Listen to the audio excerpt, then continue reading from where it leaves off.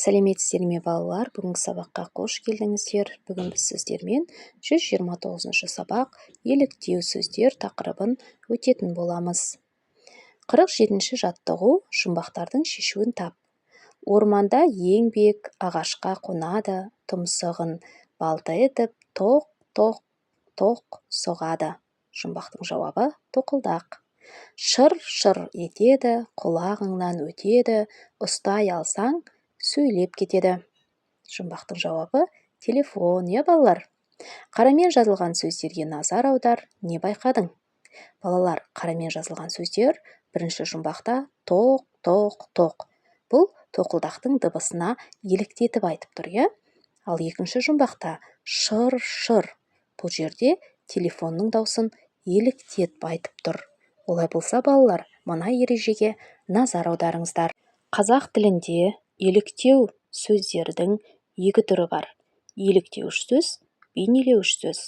Дыбысқа еліктеуден пайда болған сөздерді еліктеуіш сөздер деп атайды. Мысалы, сырт-сырт, пыс-пыс. Табиғаттағы түрлі құбылыстардың бейнесін елестетуден пайда болған сөздерді бейнелеуіш сөздер деп атайды. Мысалы, маң-маң, жарқ-жұрқ. 48-ші жаттығу артық сөзді тап ойыны. Бірінші кітап, дәптер, сызғыш, балпаң-балпаң. Бұл жердегі артық сөз балпаң-балпаң.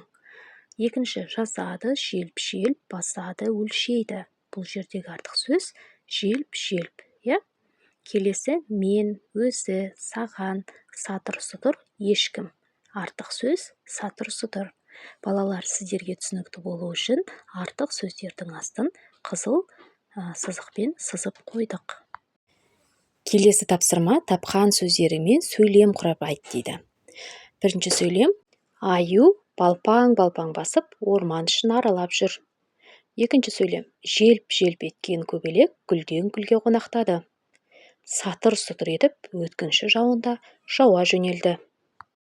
49-шы тапсырма еліктеу сөздерді түрлеріне қарай сызбаға топтап жаз. Бүрсең-бүрсең, бүлік-бүлік, гүрс. Жыбыр-жыбыр, қаңқ, шыр-шыр, шорт, шіңк, күтір-күтір, қалт-құлт, жалт-жұлт, тарс, шаң-шұң, қытыр-қытыр. Еліктеу сөздердің түрлері бұл көру арқылы жасалған бейнелеуіш сөздер және де есту арқылы жасалған еліктеуіш сөздер. Енді балалар, осы сөздерді біз түрлеріне қарай ажыратып жаздық. Көру арқылы жасалған бейнелеуіш сөздерге бүрсең-бүрсең, бүлік-бүлік, жыбыр-жыбыр және де қалт-құлт, жалт-жұлт деген сөздер жатады. Екінші бағанға балалар, есту арқылы жасалған еліктеуіш сөздерді жазамыз. Олар гүрс, шаңқ, шыр-шыр, шорт, шіңк, күтір-күтір, тарс, шаң-шұң, қытыр-қытыр. 50-ші жаттығу жаңылтпашты оқып жатқа жаз. Шаңқ-шұңқ етіп шағала, шабақ ілер жағада. Балалар, жаңылтпашты бірнеше рет қайталап жатқа жазыңыздар. Еліктеу сөзді тауып түріне ажырат. Балалар, мұндағы еліктеу сөз шаңқ-шұңқ. Бұл еліктеу сөзі есту арқылы жасалған еліктеуіш сөзге жатқызылады. 51-ші жаттығу мәтінді түсініп оқы. Өзеннің арғы жағынан үлкен қара бұлт көтерілді. Жарты аспанды бүркеп қалды. Құйын соғып өтті. Бұтақтардан үзілген жапырақтар алаңқайдың үстіне айран-асыр үйіліп кетті. Алғашқы ауыр тамшылар да сіркіреді. Найзағай жарқ қылдап күн күркіреді. Жауын ағыл-тегіл құйып кетті. Мәтіндегі құйын, айран-асыр, ағыл-тегіл сөздерінің мағынасын анықта. Балалар, құйын дегеніміз ауадағы шаң-тозаңды, жапырақты немесе жеңіл заттарды жоғары көтеріп, айналдыра соғатын күшті жел. Екінші, айран-асыр, таң қалу, таң тамаша болу, қатты таң қалу деген мағынаны білдіреді.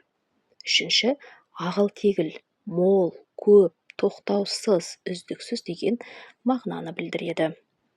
Балалар, қарамен жазылған сөйлемдерді еліктеу сөздері бар сөйлемдерге айналдырып жаз.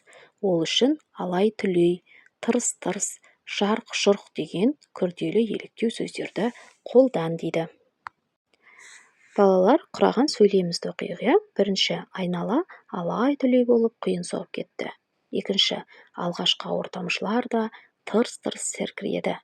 Үшінші, найзағай жарқ-жұрқ етіп, жарқылдап күн күркіреді. Осымен біздің бүгінгі сабағымыз аяқталды. Сабақ сіздерге түсінікті болды деген ойдамын. Егер де сабақ түсінікті болса, лайк басып, сұрақтарыңыз болса, комментарий бөліміне жаза өтіңіздер, міндетті түрде жауап қайтаратын боламын. Және де каналымызға тіркеліп, қоңыраушаны басып кетуді ұмытпаңыздар. Олай болса, келесі жаңа сабақта кездескенше сау саламатта болыңыздар.